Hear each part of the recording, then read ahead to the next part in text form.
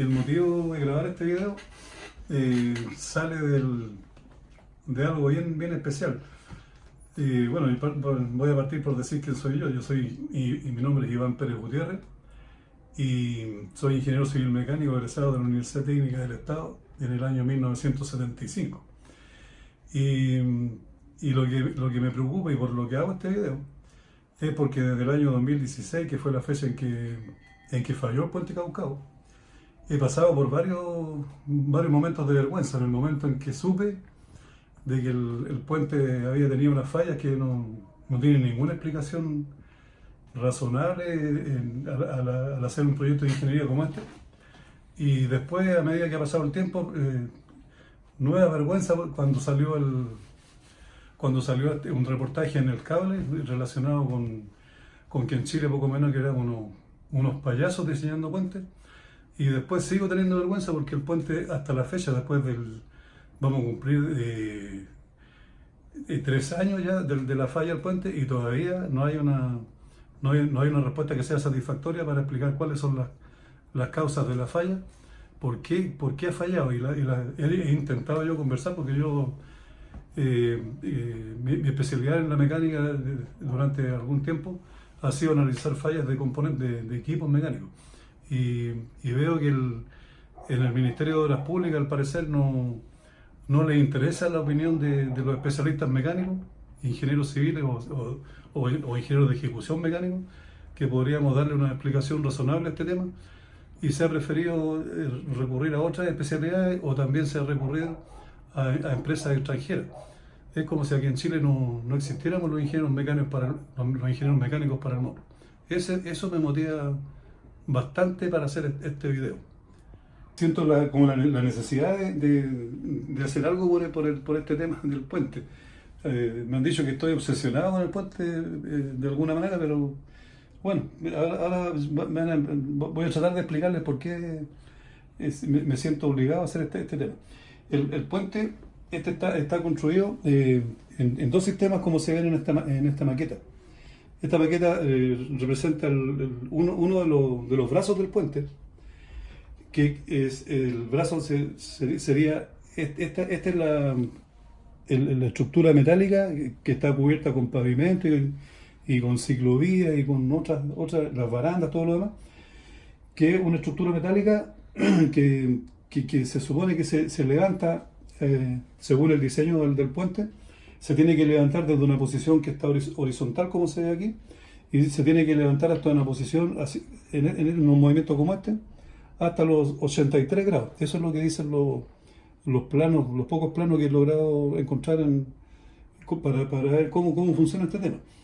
Entonces, el movimiento normal de este puente debería ser desde la posición horizontal o la posición más abajo hasta los 83 grados. Y eso es lo que no se ha logrado. En este momento el puente, según últimas fotos que han mostrado en LinkedIn, principalmente apareció una foto donde se ve una embarcación pasando por debajo del puente, y según los informes que están disponibles, el puente se está levantando solamente hasta los 25 grados. Y se levanta solamente hasta los 25 y no hasta los 83 como debería, porque cuando intentaron subirlo más allá de los 35 grados, eso también está en un informe que está disponible en el MOB, no se puede pasar de los 35 porque se deforman las piezas y se escuchan golpes, ruidos, qué sé yo. Entonces, el puente, como explicaba, esta es la estructura metálica que tiene la calzada. Esa estructura metálica es la parte estructural del puente, y esa estructura está pivoteada en un punto como este. Esta maqueta no está a escala, se parece nomás, pero no está a escala, no está con todas las medidas. Pero esquemáticamente y funcionalmente es lo mismo. Entonces el brazo del puente está pivoteado aquí, en esta posición. Y el movimiento del puente lo generan estos cilindros hidráulicos. Aquí hay un cilindro hidráulico y allá atrás está otro cilindro hidráulico. Entonces estos cilindros hidráulicos, cuando el puente está abajo y tiene que levantarse, estos cilindros hidráulicos lo que hacen, tiran desde esta horquilla, aplican una carga hacia abajo y el puente se levanta hasta que llegue hasta los 83 grados. Entonces, Esta fue la falla que ocurrió con la falla que ocurrió con el puente, que el cilindro, uno de los cilindros hidráulicos, que bueno, no voy a entrar en detalle en este momento, pero creo que fue el del lado de allá, ¿cierto? El del lado derecho, mirando hacia el centro del puente, se quebró en esta posición, en esta posición de aquí. La unión que hay entre el vástago, este es el vástago del cilindro, y la horquilla, aquí en esta posición, ahí se quebró la soldadura. Entonces los análisis que se han hecho al puente, que son varios, indican que el puente falló, por lo que dijo, no sé, varias personas del MOP han dicho, falló por falla de los materiales y falló con un mal procedimiento de soldadura. Pero dentro de todas las conclusiones que dan en los informes, mencionan también de que la falla se produjo por la aplicación de cargas laterales sobre el cilindro hidráulico. Entonces esa es una falla, o sea, estamos hablando de los materiales, estamos hablando de la soldadura, y así, pero muy a la pasada o muy tangencialmente, se habla del tema de las cargas laterales. Hay informes de especialistas metalúrgicos y de especialistas en estructuras metálicas que mencionan, así como decía a la pasada, de que hay unas cargas laterales, incluso cuando hacen el análisis con elementos finitos del cilindro hidráulico, le aplican cargas laterales para que con las cuales demuestran de que las tensiones en la unión soldada entre el cilindro y la horquilla, o sea, entre el vástago y la horquilla, generan tensiones en el material de la soldadura que sobrepasan la resistencia. Y ese es el motivo de la falla. Porque las cargas laterales, en resumen, las cargas laterales generan tensiones en la soldadura que sobrepasan su resistencia. Entonces, ¿cuál es el detalle con ese argumento? De que ¿cómo se llama? Los cilindros hidráulicos nunca, o la mayoría, la inmensa mayoría, especialmente estos, no se diseñan para que resistan cargas laterales. No deben existir cargas laterales. Entonces, para evitar esa aparición de cargas laterales, los cilindros tienen rótulas, se le instalan rótulas en las uniones. Se le instalan rótulas en estas articulaciones, aquí entre la horquilla y el pivote en el puente. También se le ponen rótulas acá atrás o en la parte inferior, en la fijación del tubo del cilindro. Se le aplican rótulas para eso, justamente para que el cilindro no reciba cargas laterales. Lo mismo se hace con el puente. El puente, los pivotes de acá, debería también tener rótulas. En esta rótula, en este eje y en el eje al lado contrario, en los dos lados debería tener una rótula. Y las tiene. Pero ¿cuál es el problema? Que esas rótulas, durante el montaje, las rótulas para poder funcionar necesitan un espacio para moverse. O sea, una rótula no puede estar restringida entre dos placas rígidas. Tiene que estar con libertad de movimiento. Y aquí en el diseño se ve que hay las rótulas las placas están muy cerca, están demasiado cercanas. Esta placa con esa otra placa están demasiado cerca. La rótula está en esta placa, está metida ahí dentro de esa placa. Entonces, como no la dejan girar, las placas esas le transmiten cargas laterales al cilindro. Ese es el motivo de las cargas laterales.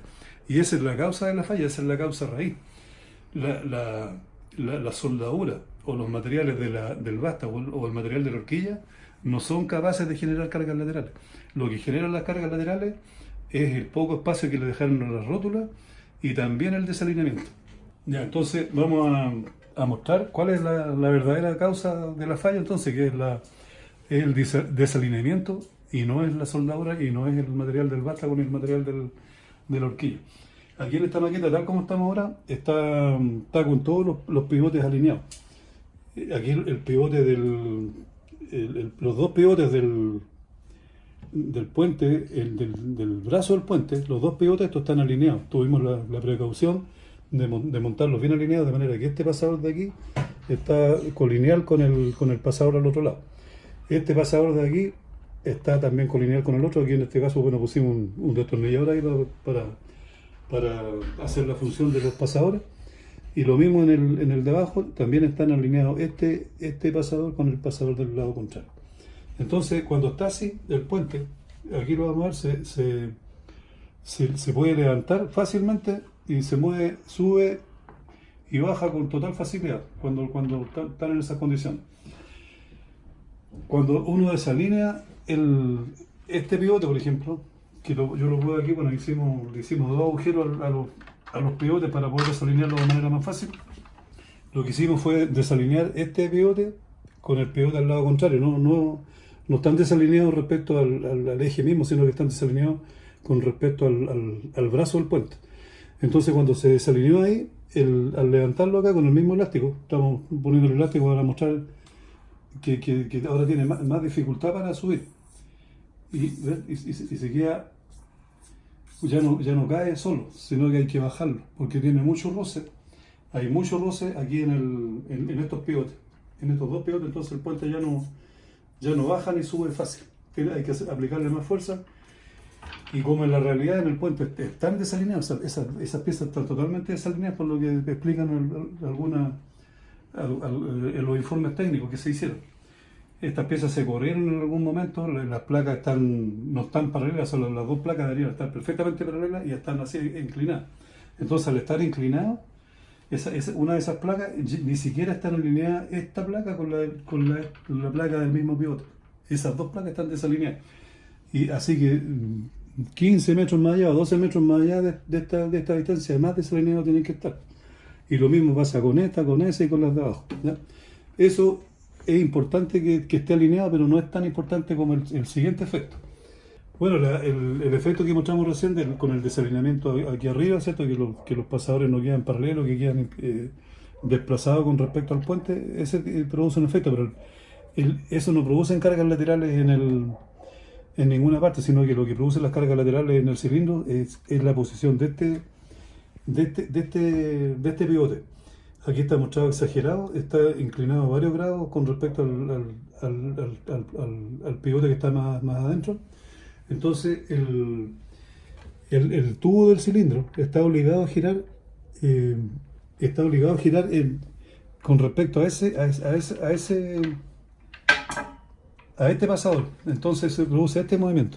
Entonces, si está este tubo está pivoteando con respecto a este eje, el movimiento que se produce está en el vástago, es un plano que está perpendicular al eje de este pasador. Eso tiene que ser así, pues, eso es la mecánica básica.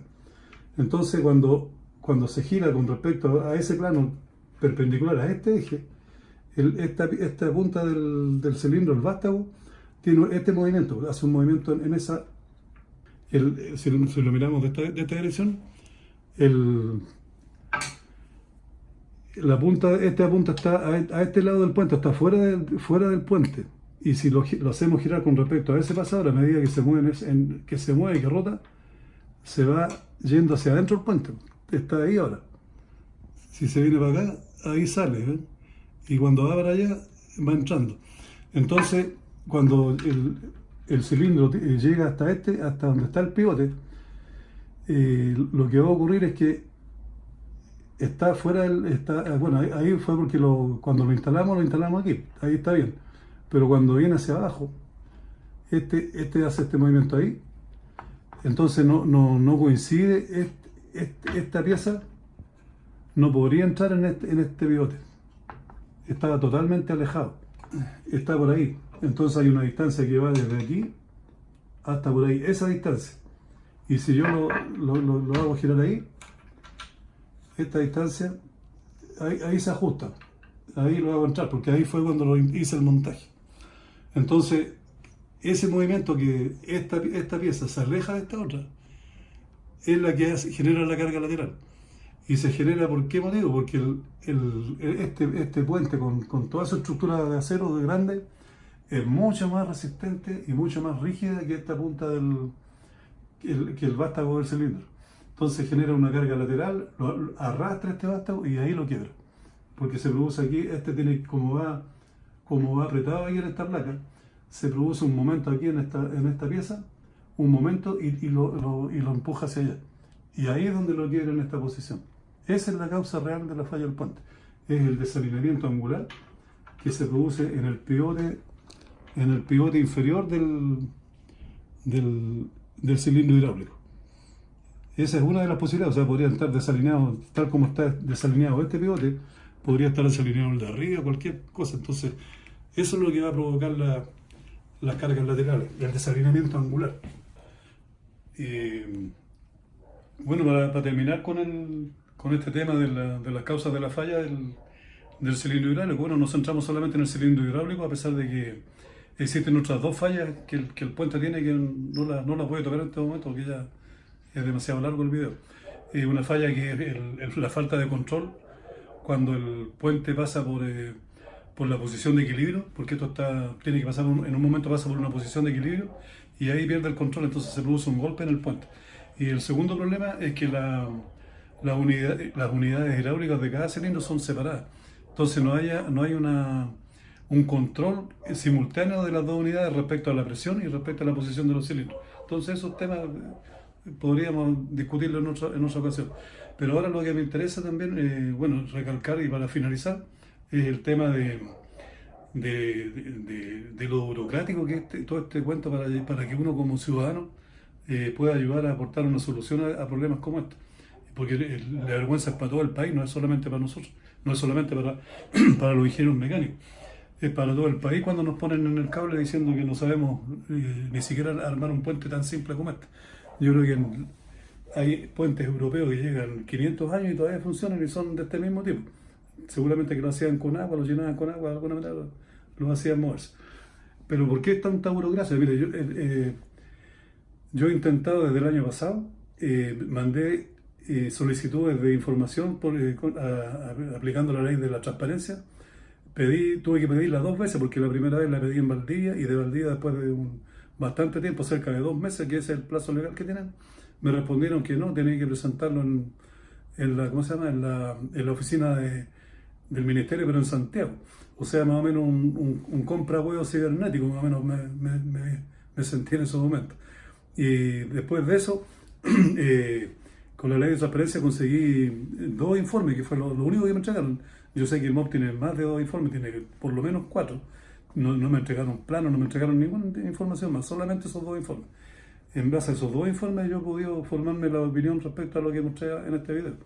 Entonces, después de muchos meses, me entregaron esa información y pedí una reunión en el ministerio. Ahí me dijeron, oiga, tiene que pedirla a través de la ley del lobby.